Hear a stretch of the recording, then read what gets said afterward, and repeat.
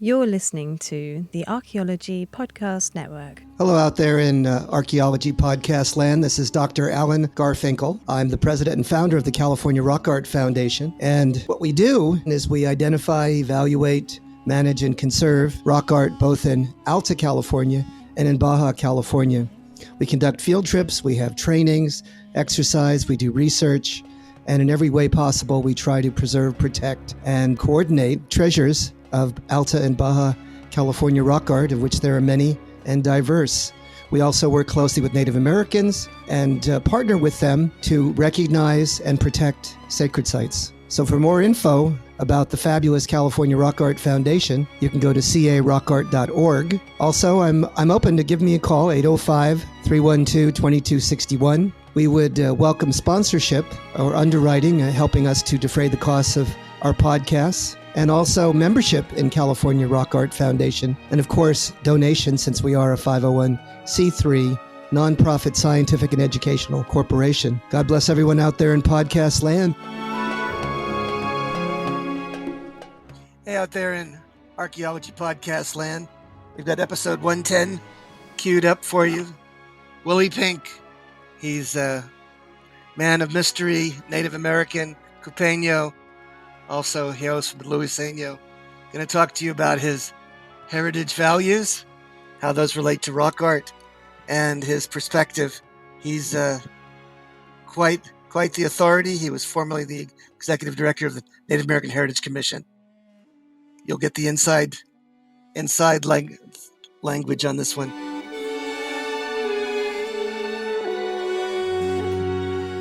Hi out there on Archaeology Podcast land. This is your host, Dr. Alan Garfinkel, founder and president of the California Rock Art Foundation.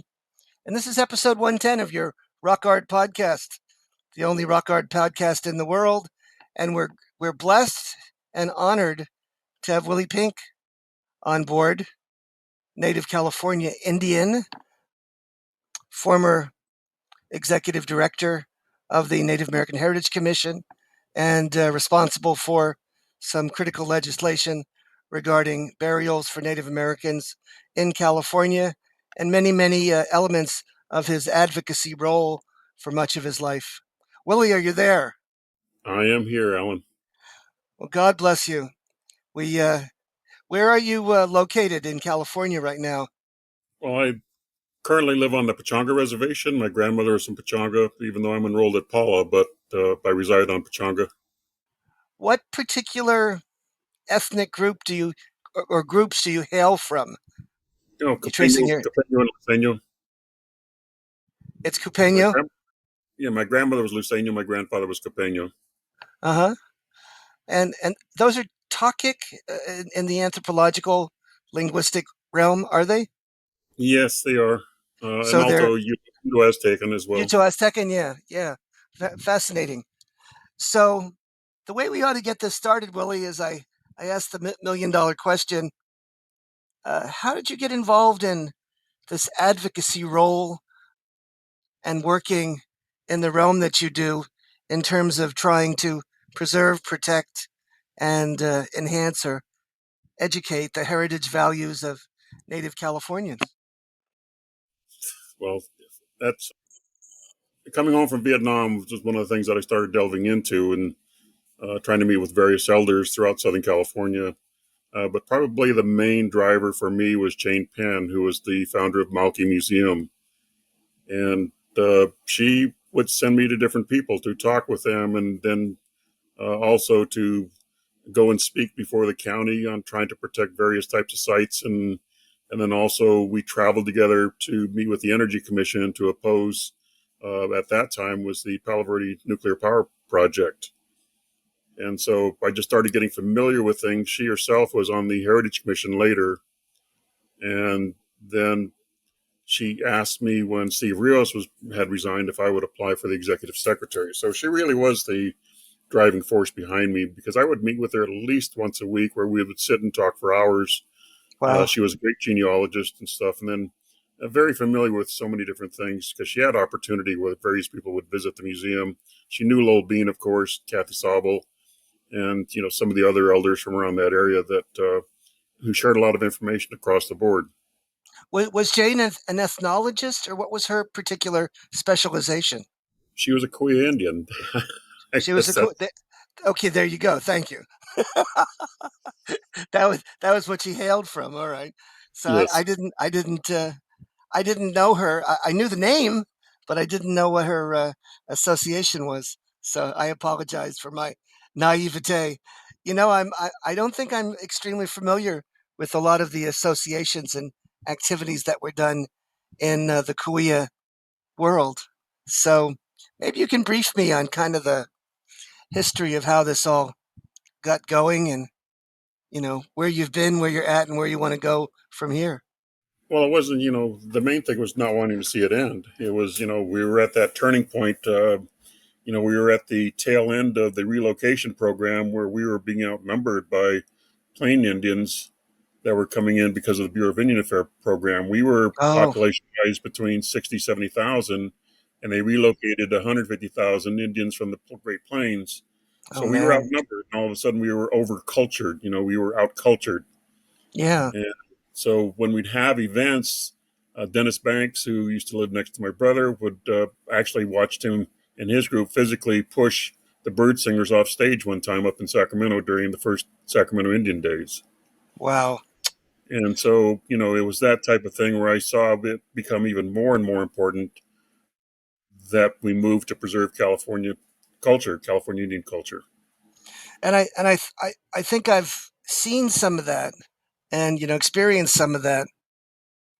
I tried to help Ridgecrest, the city of Ridgecrest, and the Welcome Center do what they call their annual Petroglyph Festival, and they wanted the whole festival to be focused on Native American heritage, values, and resources. The city of the petroglyphs, the city of rock art, rock drawings. And of course, the reason being is they're sitting on the largest concentration of rock drawings in the Western Hemisphere. And they had a very, very, very hard time somehow connecting with and dispensing anything that looked authentically California Indian. So, Yeah, we had a situation where there was a float designed for the Rose Parade that was representative of a California Indian, and all the Plain Indians called in and complained about it because it wasn't representing Indian people. But it was to the contrary, it was California Indian all the way. right, right. So, so I think I have at least a distant sense of what we're talking about here. What have what have you accomplished? What have you done to sort of deal with that issue and trying to bring an authentic resonance to California Indian culture and bringing it to the general public or to even the native people themselves? Well, it was when I was executive secretary. Well, prior to that, I was also a member uh, on the advisory committee for the California Desert Conservation Area Advisory Committee.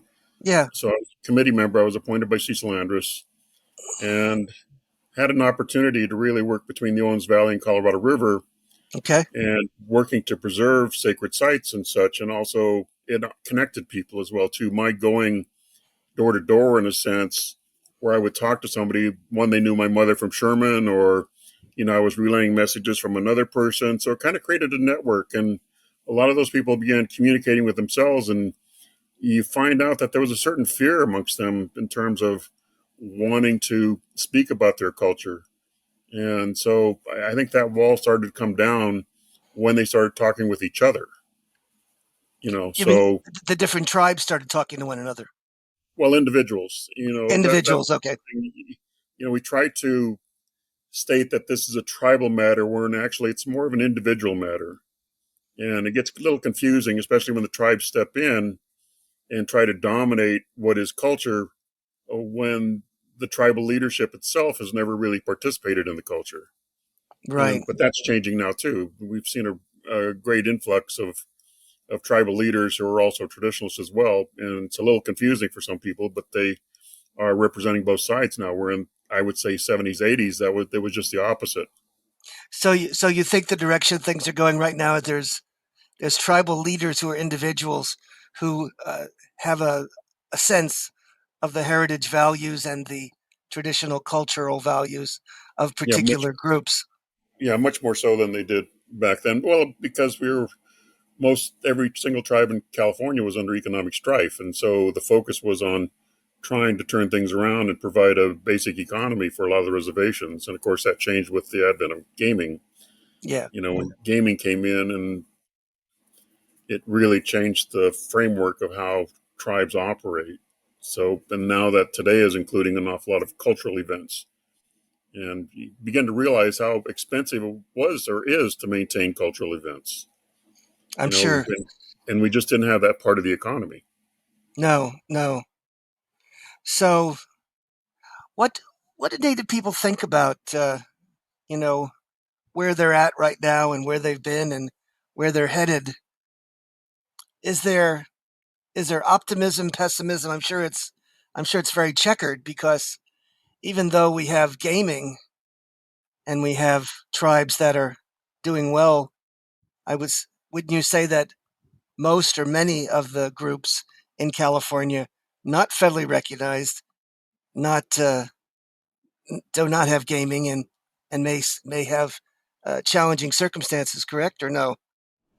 Well, they do, but then that's the curious part of the whole thing is because those tribes that are without rely upon their culture. I'll give an example: Grindstone Rancheria. Yeah, They have the oldest continuously used roundhouse in the state of California. right. But at the same time, they're the poorest tribe in the state of California. Federally recognized tribes versus non-federally recognized tribes, I believe, form the bulk of the California Indian Nation, if you wanted to call it that. What are the implications of that in terms of those that don't have gaming and really are still trying to get some sort of a foothold in all of this? Well, it just a lot of his location in terms of which tribes are successful with gaming and which ones aren't or really can't draw enough people to make a gaming facility function. But there still is a revenue sharing program where the gaming tribes share with the non-gaming tribes a certain amount of money every single year. Okay. The hope there being is that they would use it from a basis of leveraging. But it's up to each tribe to decide how they're going to use that money. But oftentimes there's grants that require 20% match. Those monies could be used. Say an example of an A&A grant. If you're going to apply for $100,000, you would be able to match it with $25,000. Yeah. So actually, you're making that money grow if you follow those types of routes Yeah. of looking at different things of what you can do as far as improving your own tribal condition. So there is avenues of for them to pull Yes. themselves up by their bootstraps and sort of participate in this economic largesse. So, what I was going to talk about next was kind of my experience being in archaeology, anthropology for 50 years and seeing some of the changes that went on. I think the biggest change in our profession is the extent of participation and the leverage that Native Americans have now with respect to issues relating to the nature of historic preservation, Native American monitors, repatriation, Native American concerns, the amount of sort of consultation and coordination that's going on. Have you seen a dramatic change in that over the course of you're in your 70s, I'm in my 70s, and so I think we can sort of look at it with an historical perspective, can we not? Yeah, we can, but I think there's still some problem in terms of reaching some type of equilibrium Oh, with the whole, absolutely. because there's still a wall of resistance that's Oh, out there. big time. But we have come at least, we have made some progress, have we not? We have, but I think going back to the beginning, and let me put it this way in terms of Yeah, when archaeology, what was it back in the 70s, and especially because of the passage of CEQA, we started getting into mitigation that's archaeology. right. Yep, yep. So, what was mitigation? If I went out to a site as an archaeologist, the only thing I was going to be required to do is sample 1% of 1% of the site, Right, right. and that completed the science. Yep. And then Yep. the archaeologists walked away and let the bulldozers go loose. You're right. It Yes. didn't matter that there were 1,000 to 2,000 or 5,000 burials on the site. You're right. And they would eventually get bulldozed because that was just the procedure at the time. Yes. Early And on. so, came the demand for Native American monitors. That met with absolutely strong resistance. Yes. I worked as a monitor for free quite often, and then getting into the level of being a paid monitor was, just really pissed off a lot of archaeologists having to pay an Yeah. Indian person. And even Yeah. I object to somebody just standing around just watching. I think you got to be a participant. You just can't Yeah. stand back and just watch something because you're letting somebody else control the situation. Then, if you're not an active participant, Yeah. so Yeah. So those are so those are all valid concerns. Absolutely. yeah, Yeah. But and so I think I'm seeing, and tell me if I'm wrong. I can give you some examples that some Native Americans have sort of begun to embrace a knowledge of, or a particular position or expertise or career in heritage preservation. yeah, but you got to get out there and know what you're preserving. Yes. I'm sorry. No, it's That's true. It's true. Yeah. and I see that as being part of the fault with some of the things going on. I'm trying to remember Go how many ahead. members of the Heritage Commission now are attorneys. How often do Yeah. they get out and get their shoes dirty? You know, Yeah. Yeah. it's like when I was at the commission, all of our members, with the exception of I think one or two, well, were elders Yeah. and, Yeah. and came through that struggle and saw the change and fought for things and then realized what the victory was in having a Heritage Commission.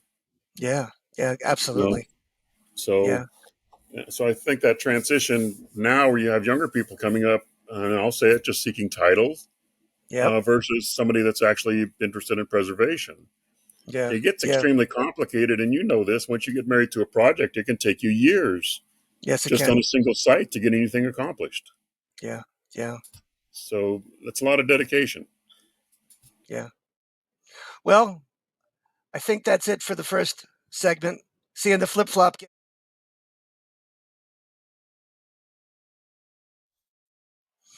Hey there in Archaeology Podcast Land. This is your host for the second segment, Dr. Alan Garfinkel. I got Willie Pink here, who's quite a historical fellow who's going to talk about the genealogy and the direction things are going. And we're going to have a interesting conversation on mitigative archaeology and what all that means and how that relates back to rock art.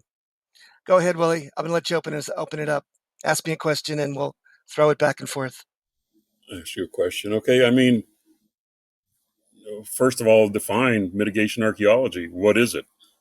Well, I think what we're talking about there is with CEQA and with NEPA, we're given a mandate to, first of all, identify and evaluate archaeological sites to see which ones are significant.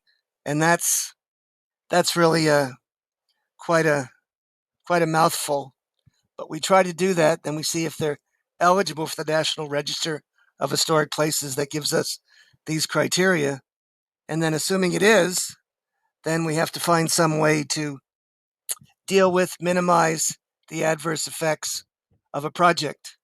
And that is, and I've been involved in some of the larger projects of my lifetime, including multi-million-dollar projects, two of them now, where we have an adverse effect on the landscape, on the ground, and we're trying to figure out some way to protect, preserve, or minimize that effect. And sometimes that literally works or sort of doesn't work. It's a head-on with the Native Americans trying to deal with values that they have versus the way the law has been interpreted. And I can get into the details of that. Yeah, How's that? let me respond to that in stating that I know Please. that in the southern counties, there is now more land set aside for rats than there is for Indian people. I Okay, did not know that. Okay. Yeah, when you look at the multi-species critical habitat, out Yeah. there, and it actually bars us from gathering in those areas as well too. Oh my And word. that's become Wow. real upsetting, is because we run up against locked gates, fences, no Yeah, trespassing yeah, yeah, in areas that yeah, we've been using for quite a while. yeah. So So, there's that alone. So and that's part of that's an issue. mitigation as well. It's part of the Of course, mitigation as well in terms of it trading. is indeed. Yes. Here's So another example of where you get, let's say, an 80-acre site, and a kangaroo rat is noticed on there. So what they do is they eh, say, well, we're gonna put aside an acre up here for the rat. Well, how do you know right. the rat's going to move up there? It's living where it is because that's where it wants to live. And later on, when they don't find any rats, then they develop that last acre too. Exactly. Yeah, You that's know, it's silly and it's ignorant and it's offensive. but at the Absolutely. same time, on the part of the developer, it's intentional. Yeah, it is. It is. Sure. In the They're in the they're they're, they're, seventies, they're we trying to find. It's all about the money. It's about the in the politics. It's seventies who we you could know never and what. vision. So let me give you this real life example. Okay, so we're putting in 110 wind turbines in Kelso Valley, and every place we try to put those wind turbines in, there's an archaeological site. So the native people would like to see us preserve those sites, protect them, cover them over, and leave them alone. So we attempted to do that, cover them over, somehow protect them, avoid them if possible, and we were able to do that on maybe 25-30% of the sites. Some we couldn't. Some were on you know stone, on rock, and we found historic beads, glass trade beads from the 1850s, right there on top of those rocks. And uh, I was recommending that we collect those beads and somehow mitigate the adverse effects of the development. The native people thought that was abhorrent and horrendous, that those were sacred sites. That's where the native people would pray and have vision quests and other things along those lines. And that would be, and that they should move the turbines. And I was in the middle of that one, and the needless to say, the natives did not win that issue, and from the standpoint of their heritage values, they really did not approve of the resolution of that issue. Go ahead, Willie. Well, and That's a classic case, right? it is in a sense, and I need to go back to what Go I ahead. was starting to say, because it kind of in that same area. Yeah, Well, in the 70s, we would actually get counties to agree that, a portion of the property would be preserved. And the reason being mostly because it involved rock art, and a lot of these sites in Southern California are associated with rock outcroppings. right, We did not see that they would be building huge machines that would grind those rocks up later on. right. And so that's been occurring at a rapid rate in Southern California, where what used to be preserved simply because they were rocks, now those rocks are becoming road base. Wow. And state of California passed SMARA, which allows developers to go in without necessary permit for mining and extraction of gravels, go ahead and develop a sand and gravel operation and be able to not only just use it for their site project, but also export as well.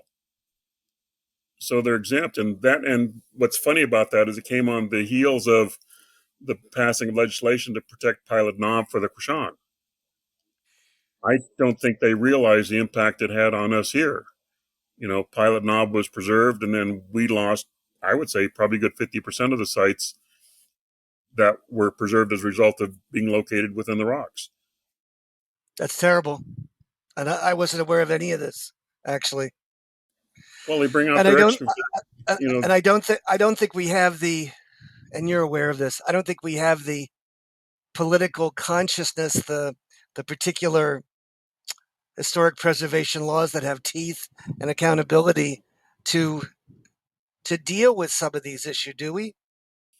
not on the level that we can compete with the Building Industry Developers. Association, Right, the right, CBCBIA. right. They're they're a strong force, and without their support on any kind of change, you're never going to get anywhere. Okay. That's There are some things, we do have within our legislature now, James Ramos, who's a Serrano Indian. Yeah. And so he tries his best. But again, he has to walk that minefield of having to try and please everybody. It's not an easy thing to get legislation through, No. and you never know when you're going to be ambushed at the very end after you spend almost 2 years hard work trying to get something.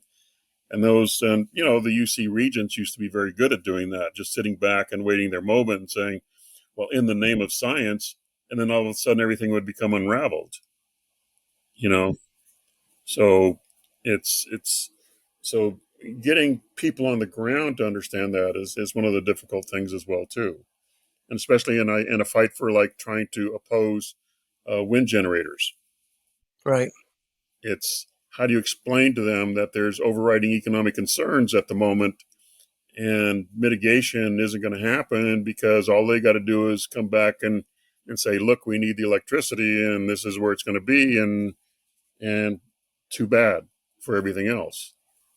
Right. So, and that's the way the laws are written. So, Yeah.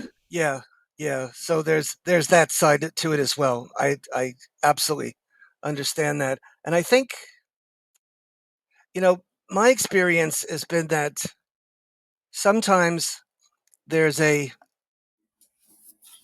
influx of funding for Native people that comes on the tail end or the feet of some of these wind or solar projects with respect to Native American monitoring. I trained like 50 Native American monitors for this, $6 or $7 million 101 wind turbine projects, and they made $50 to $100,000 for that 6 month or year long period. But the longevity or the windfall stops there. There's no economic or ongoing means of sort of tethering or bringing in something that would create some sort of an economic force or be of great blessing or any sort of positive impact to the wind and solar generating facility. You understand what I'm saying? yeah, see, it comes back to, and just listening to you talk, and this brings back a lot of memories, is why is your voice paramount to mine? If those are my ancestors, if that's my ancestral territory, why Right. are you, an archaeologist, allowed to come in and have a voice bigger than mine, more authoritative than mine? And, it's as simple as that. All of a sudden, I'm pushed to the bottom side. And I see that a lot occurring now is they don't even bring Native American people in until after they've done their walkover surveys. So I'm supposed to Right. trust people Yeah. that Yeah. that what they're Yeah. telling me in their report is No. true and accurate. And we find out it's not. Yeah. No. And that's a very good point, because when I've done this kind of work, this compliance work, the environmental work, both for CEQA and NEPA, we almost never have Native Americans that are involved with the survey portion of the initiative. That might change somewhat. It's just also, bringing this full circle. There was a book just published from Australia that serves as sort of an example of how to bring in the native perspective, the indigenous perspective of the cosmology, of the understanding of the environment to a study of rock art.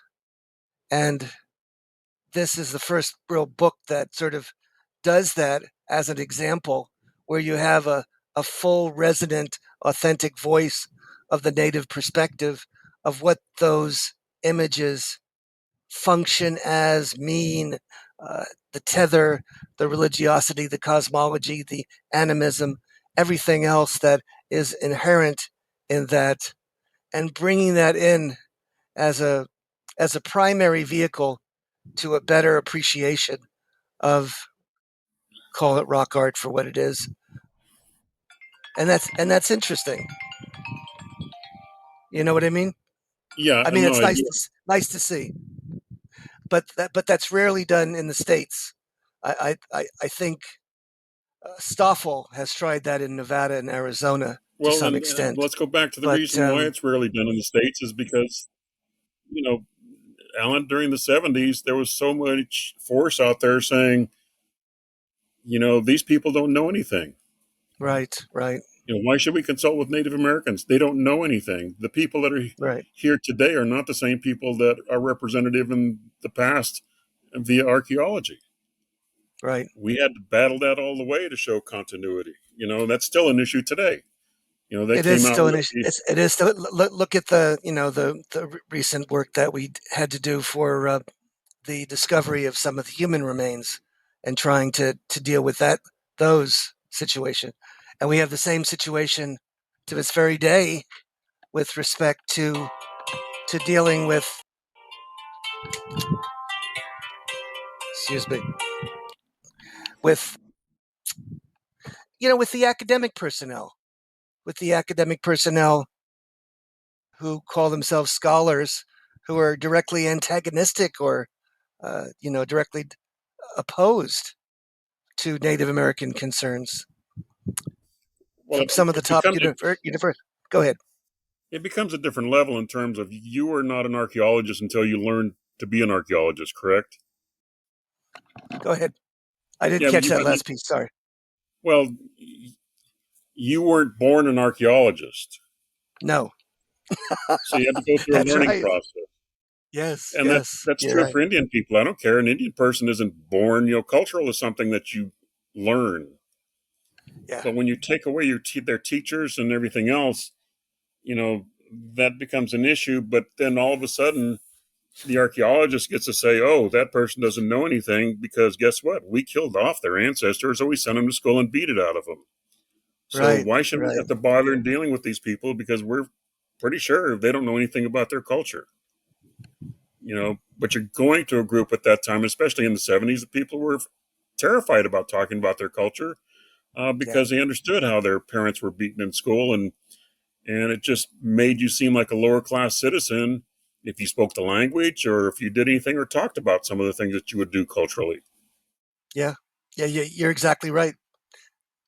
It's not very different from people who I hail from the Jewish tradition, and it was similar to the Jews who didn't want to be Jewish because they were afraid, and they somehow masked themselves off as something else so that they could not be identified as having that ancestry.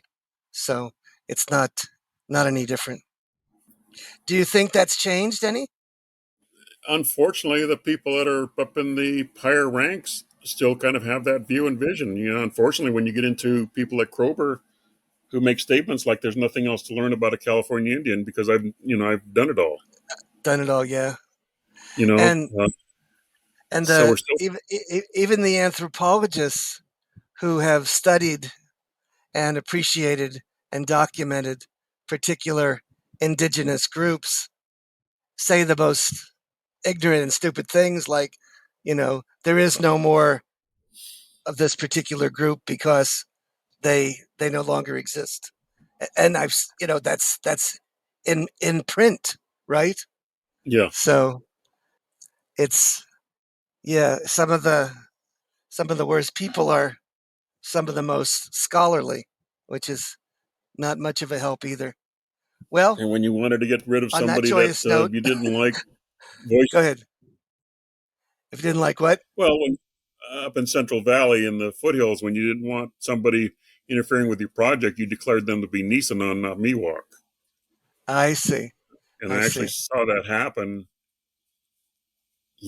And that was just because that person had a loud enough voice, knew enough that it was going to interfere with those persons walking away with their $1 million mitigation fee.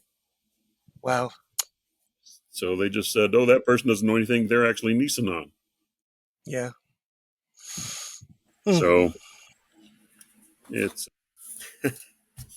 it's been a rough world. It's been a rough world in terms of trying to bring the two entities together who should be trying to work to achieve the same thing. Yeah.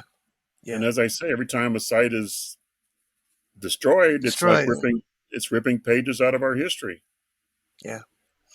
So it's and actually what we see now more today is how populous California was, how many Indian people actually lived here, and that goes back to Kroeber and them again too. Florence Shippeck and Lowell Bean. Yeah. They start out with this number of 300,000 people here at the time Yeah. of contact. Yeah. I would bet just based on the number of sites alone, you're probably looking at closer to 2 million, if not 5 million people that were settled in here. Yeah. And then because we always look at, well, how, they eat acorns. Well, there's enough acorns to feed 300,000 people, and gee, ain't I a genius, and there's 300,000 Indians at the time of contact. Right. Hogwash. And then all Exactly. they did was back out the number because Kroeber, he was hired to do that work in terms of guesstimating the population of Indians for the claims case. Yep. And so another person then, because I got to avoid names here, took that number and just had it divided it into the number of acres in California and said, oh, it takes 6 acres to support one Indian person in here in California. Yep. Well, see you on the flip-flop, gang. We'll pick it up next. Hey, gang, we're back. We're going to try to pick it up a little bit higher in the stream and talk about rock art and maybe some of the more positive things that have been going on vis-a-vis Native California initiatives. Go ahead, Willie. Okay. Give me something positive. Well, something positive, I think we're beginning to see more preservation on private properties where rock art is situated. Transference of property to like the Mott Preserve over in near the Paris area, which is probably one of the better examples of rock art shelters and of that thing of quite a complex there. So Audie Murphy, where some of the tribes, got to avoid names, are actually taking stewardship over those properties. Okay. And actually getting involved in preservation and have some authority to deal with trespassers and such. That's fantastic. Yeah. So we're seeing more and more of this link up together to where we can enjoy that type of preservation and to where the public can enjoy it because there is some control on the situation. When we build houses up to the edge of these things, we also see a degradation of the sites, but at least the intent is there. Then I think it's up to organizations like California Rock Art Foundation. It's up to tribes to kind of step in and do that final element of preservation, whether it be fencing, sensors, cameras, whatever it may take, to try and preserve some of these sites. Because once they're gone, they're gone. Yeah. Yeah. Which sites do you think are in desperate need of preservation and protection that you're aware of that need our attention?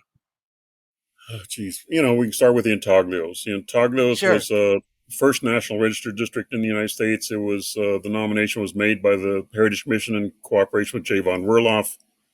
He provided much of the aerial photography for that and the submission, and it was approved. We submitted 500 elements of Intaglios out there, and still the big area that's not been examined yet is Milpitas Wash, because that was the flow route for the Colorado River. Okay. We keep going down this artificial route that the river's now been forced to go through without really giving any concern to the possibility of loss of geoglyphs in that Milpitas Wash area. And also it's been partially destroyed by the activities of Patton during World War II as well. All the tank activities. We had a couple more war games out there as well, too. Sure. So I think it's reopening that situation and looking at it, how much damage has occurred. I've revisited sites out there, and I've seen where bulldozers would drop their blades and intentionally go across some of the intaglios or geoglyphs and destroy them. And so, which goes to a greater question in terms of, can they be restored? Can rock art be restored? I think this is something that needs to get into a discussion level. And what does it mean, restoration? Is that it's in itself some way of degradation by doing restoration? A good example is Chaucer and Grinding Rock, which has had tremendous amount of petroglyphs on its surface, but due to the fact that it's carbonated limestone, it dissolves in rain, and so a lot of those petroglyphs have disappeared. I think the local Indian people should be allowed to take photographs or follow the remnants of what's visible on there and score them back out again, so where they're visible to the public and visible to the tribal people, rather than somebody just making a decision saying, well, they should just be allowed to die a natural death. That wasn't an Indian decision. That was a Parks decision. Right, You know, right. so And why did and Parks? we do and we do know, at least I know, other people know as well, that the native people would revere, call it embellish if you will, or somehow enhance the ancient designs and repick them to bring out their power, correct? Yeah, I would personally, I You've would say seen yes. There are, you've seen that, haven't you?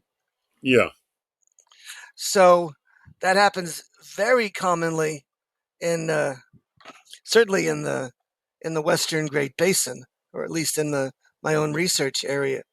And so that seems to give us a genealogy of that activity. That it wasn't to destroy, but it was to enhance or somehow create the. But by going back and rescoring it, I think you're revering those images and enhancing their visibility. I think that would be amazing. yeah. The other thing with all of the sites, and that's the connectivity. The one site in relation to another site. Why are there 4, 5, 6 mazes out there? What is that connection? What are they using the mazes for? Are they the same people, or is it something that is cross cultural lines? Uh, Right. there are, the Topak maze, which is still a mystery. There's a maze out by, is it Mule Mountains? No, it's not Mule Mountains. It's the next one over the Little Yeah. Marias, I believe. McCoy Mountains. Yeah. There's a maze out there as well too. What do these represent? Direction is everything. And so, when you destroy elements around a site, later on you learn, hey, that was a key aspect to the site, why that site was even there. Then we get into arguments over wave boulders that have multitude of cupules on them, where I've had some people come in and argue that those are xenoliths. They're just, harder rock eroding out, leaving these pockets on them, and they weren't made by human. But when you connect them all together and you've got almost 27 of them in a region, there's a strong connection that you just can't make that analysis from just looking at one site. You have to bring all 27 together. Of And course. Yeah. which way are they facing? Why are they facing that way? All of these different things that lead us to a greater understanding of why some of these things. And it's kind of amazing when you realize that the ability to look at the stars and actually plot things and make connections, that it takes a lifetime. And It passing on does. that information to a group of people that are going to be reliant upon those things to know the seasonal changes, you know, be able to predict weather, knowing when you're going from winter to summer, summer back to winter. And I think there's been too much focus on solstice without enough focus on equinox, because I think equinox is actually more important than solstice was. So these are things yet to be learned. And if we keep destroying everything, we're never going to learn it. Right. And it's so rare that we have a professional astronomer or even native people for that matter that will will do the hard work and the scholarship necessary to understand a rock art site, an archaeological site, a sacred site. Yeah. There is an example of that at Mary's Cave in the eastern Mojave Desert, where they've got 25 years of experience studying it, and it is a archaeoastronomical site which has celestial imagery on the ceiling as well as on the floor, and it has to do with the equinox and the winter solstice as well, and the viewing of it from that rock shelter. And there was an extensive book of over 700 pages written online from an astronomer who studied it for that length of time. to begin to understand some of the nuances surrounding that site. So, but that's rather special. That doesn't happen very often. Yeah, but when you get around to different locations and you start matching things up, and unfortunately, when you don't examine the entire site, as example, we had one site where we had actually pictographs in black, Yeah. kind of a grayish thing. But when we waited, we were close to equinox, and the shadow kind of moved across the pattern Mm-hmm. between two stones. But there was actually two pillared like stones, probably 20 feet high at least. Wow. And so then the tribal people, as well as the archaeologists, as well as the developer, said, "Oh, we got to preserve the rock art." So I went back out there. The two mass stones that were part of the complex were gone, and they were turned into road base. And I said, one can't exist without the other. Exactly. The whole purpose of trying to preserve the site was preserve the rock art, and preserve, the mass stones that had everything to do with the rock art, why the rock art was there in the first place. So sometimes you're damned if you do and damned if you don't, right? Yep. Yeah. I get the sense that it must be rather frustrating for you being, somewhat on the cutting edge of trying to defend and deal with some of the most thorny problems that Native Americans have in terms of preservation and dealing with heritage values. And you've been doing that for decades, right? Yeah, and there's still some old sore points. It's like when you travel into Sacramento on I-5 that, there's over 2,000 Native American burials were used as road base in the construction of I-5. Wow. One mound was destroyed. They just used it as fill. Yeah. And there were several mounds in that area. I believe two mounds were actually destroyed. Then the Brazil mound is still partially intact anyway. Yeah. And again, that's a shift in culture. That's a shift for me because going up in the Sacramento area and all of a sudden realizing Sutter's Fort is on a burial mound. You have As these well. various mounds around the Sacramento area. And I didn't understand it from my own cultural aspect of it. And, so you have people living on these islands, and were they handmade islands? And yes, they were. That's an awful lot of intensive work going to putting these things together so that they could survive the winters. So you Yeah. get into a whole bunch of things. And when you get in the foothill and you start getting back into rocky points and everything, and all of a sudden you got petroglyphs again. Yeah. It's like this goes back to one archaeologist. He gave a paper one time on the lack of bedrock mortars in Orange County. Mm-hmm. And everybody was applauding her for such an observation because she did it through researching the paper record. Yeah. And I said, yeah, but you failed to tell everybody one thing. There's also a lack of bedrock in Orange County. You can't have a bedrock mortar unless you have bedrock, right? Yeah. So, but we kind of do that Hilarious. with a lot of different things. We just, if you were to paint the boundaries where rock art is, Central Valley would almost be blank, zero, nothing there. Yeah, it's devoid. There ain't Yeah. very much rock in the Central Valley. So, Nope. and even with the archaeological sites that are there or were there and are still there, they're buried under many, many meters of alluvium. They're ancient, but But it goes back and asks the question, what did they use then for their astrological guidance right. for a lot of different things? What did they rely upon? Mount Diablo was one. Yes. There were several. The peak outside of the town of Jackson, Yeah. McCulmney Hill. Yeah. So even from there, even the faintest fire could be seen. So those fires were carried signals, and so there was a lot of communication going on across that valley, and from observation posts, Mm-hmm. and informing people of things. Yeah. Lots to do, lots to think about. Well, God bless you, Willie Pink. Thanks for your reflections and dropping in and giving us the view from on high. I have Alan, I appreciate it. I appreciate Well, your God time. bless you. God bless you all. You.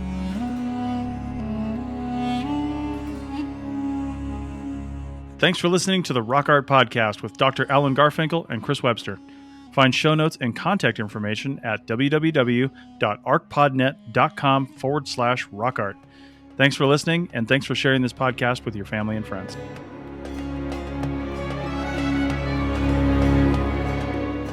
This episode was produced by Chris Webster from his RV traveling the United States, Tristan Boyle in Scotland, DigTech LLC, Cultural Media, and the Archaeology Podcast Network, and was edited by Chris Webster. This has been a presentation of the Archaeology Podcast Network. Visit us on the web for show notes and other podcasts at www.archpodnet.com. Contact us at chris@archaeologypodcastnetwork.com.